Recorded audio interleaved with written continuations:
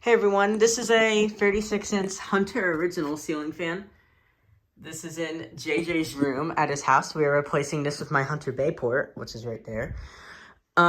This is a 2-speed model with the light.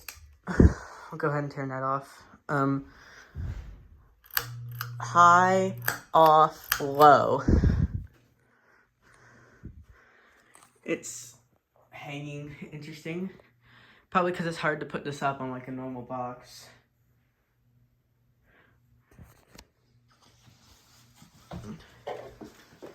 If we open up the curtains, we can probably get better lighting.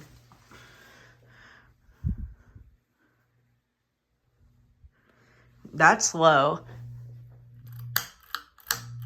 And here's high. It's very slow.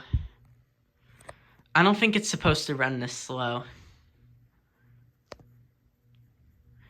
Yeah, it's definitely not supposed to run this slow.